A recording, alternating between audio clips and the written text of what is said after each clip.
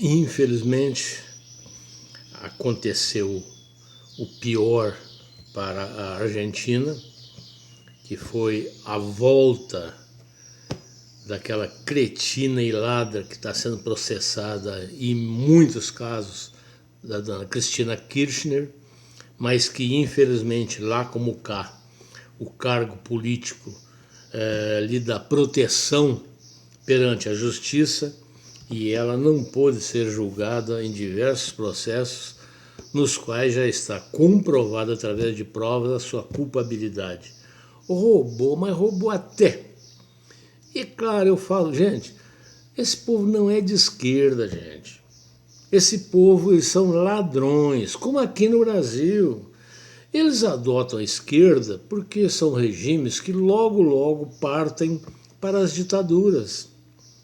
E aí o cara corre menos risco de ter uma reviravolta, de ele não ter condição de vencer uma eleição, porque numa ditadura você faz a eleição do jeito que você quer, você rouba do jeito que você quer, e por isso que a maior parte dos ladrões opta pela esquerda, como é o caso agora da Argentina, que está com o Fernandes lá, o bandido, junto com a ladra Cristina Kirchner.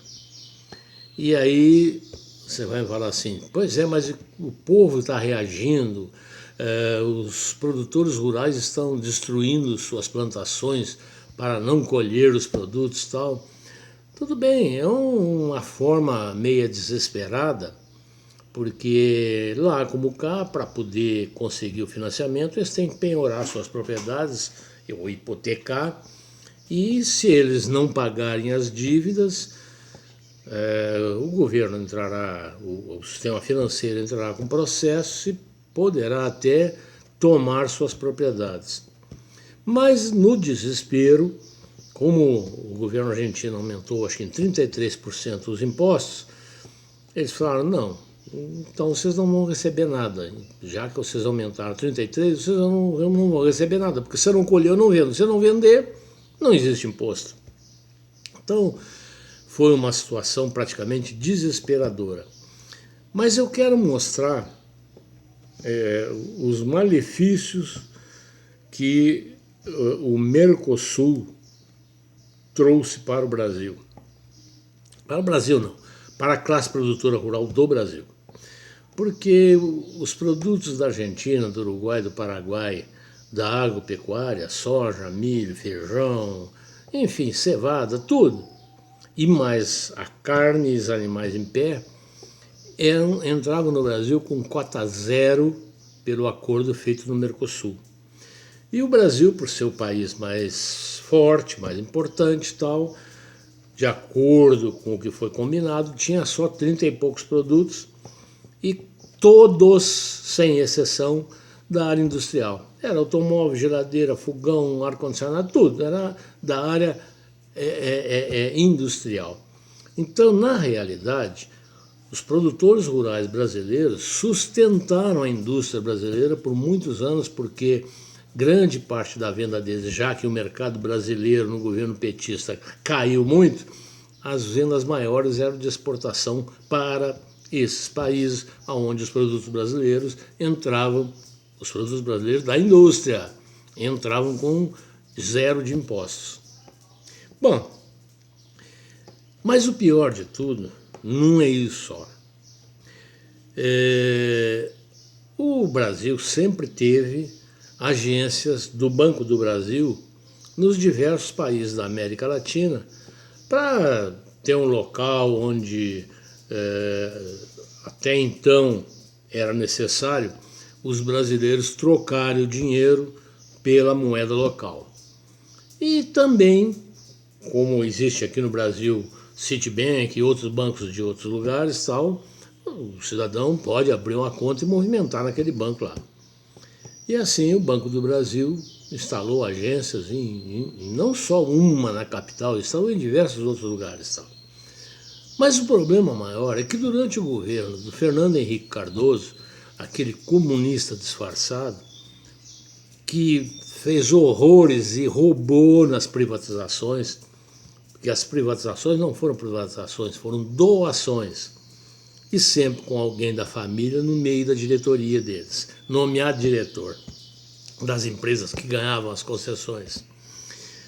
Então, no governo do Fernando Henrique Cardoso, ele resolveu que as agências do Banco do Brasil de fora, e aí põe Colômbia, Venezuela, Paraguai, Argentina, Uruguai, entre outros também, Peru e tal, as agências podiam financiar a produção rural. Então, lá no Rio Grande do Sul mesmo, parentes meus deixavam de plantar na propriedade que eles tinham e arrendavam, ou no Uruguai, ou na Argentina, ou onde fosse, mas a maior parte era no Uruguai, financiando no mesmo Banco do Brasil, do qual eles eram clientes aqui, mas os projetos para financiar, para plantio no Uruguai eram diferenciados dos projetos brasileiros aqui em solo brasileiro. Por quê? Eles tinham um prazo que era o dobro do prazo. Então, se aqui comprava uma máquina com 5 anos de prazo, lá era 8. Se aqui tinha 1 ano para custeio, lá tinha 3. E assim foi. E o juro de lá também era o mesmo juro dos malandros aqui, 3%, 2%, era tudo assim. Enquanto aqui o produtor brasileiro pagava juros altíssimos e tal. Que eu já falei também num outro vídeo. Essa história de falar que a agricultura brasileira é subsidiada, que é juro de, sei lá, 6% e tal, é mentira. Soja, por exemplo, aqui tem um limite de 300 hectares. O resto você tem que pegar dinheiro, a Deus dará, caríssimo. Agora, quem hoje soja tal, a média é 1.000 hectares. Tem ninguém com 10, 20 mil hectares de soja, mas só 300 que é financiado com esse juro. O resto, ele que se vire.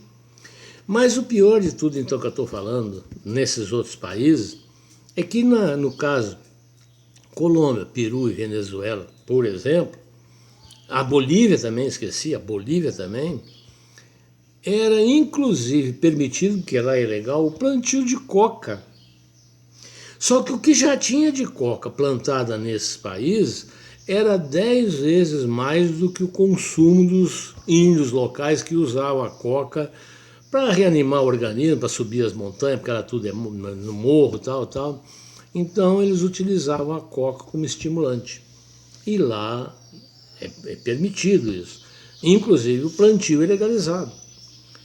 E o Banco do Brasil financiou milhares de hectares nesses países com juros subsidiados, melhores do que os juros dos nossos produtores que faziam produção de arroz e feijão para botar na sua mesa.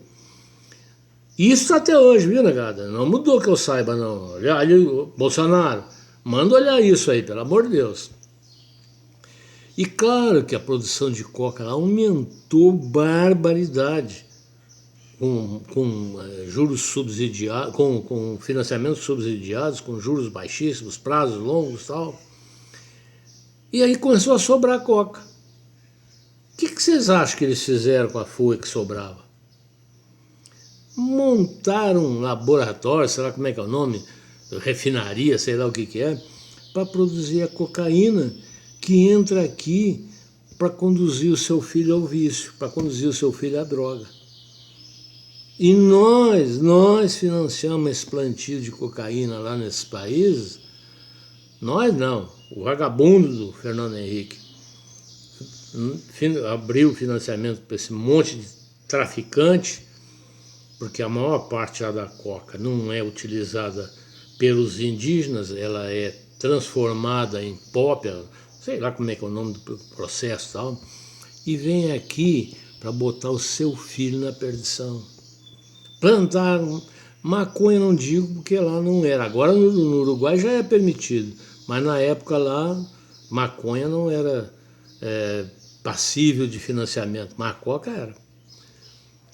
Então, gente, o que eu quero mostrar é o seguinte: o que está acontecendo hoje na Argentina é ruim para os argentinos, claro, sem dúvida nenhuma, principalmente para os produtores rurais. Eu já falei, a esquerda, a primeira classe que ela tenta derrubar é a de produtores rurais, porque é a mais conservadora nos costumes e nas leis. A classe conservadora é contra aborto, enfim, é uma classe que respeita mais, inclusive, a parte de religião, a família mais mantida, unida, tal, e isso atrapalha para os projetos comunistas.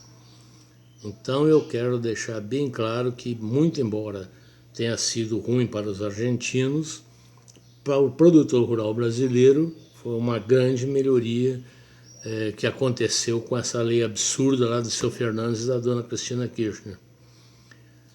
Mas nem tudo acaba por aí. Nós vamos ter ainda... Eu até acho que o Brasil só vai ter vantagens com o que está acontecendo na Argentina. Tenho dó do povo argentino, porque agora vai começar, já começou a saída de inúmeras indústrias, inclusive multinacionais. Já 3 multinacionais que eram instaladas na Argentina já estão com projetos aqui no Brasil e com certeza daqui 2, 3 anos, na hora que acabarem as obras de construção, virão se instalar aqui no nosso país. Então, gente, eu quero deixar bem claro isso. O que está acontecendo hoje na Argentina é o que poderá acontecer aqui no Brasil se um dia esses vagabundos ladrões da esquerda conseguirem retornar ao país. Se você ama o seu país, não deixe que isso aconteça, pelo amor de Deus.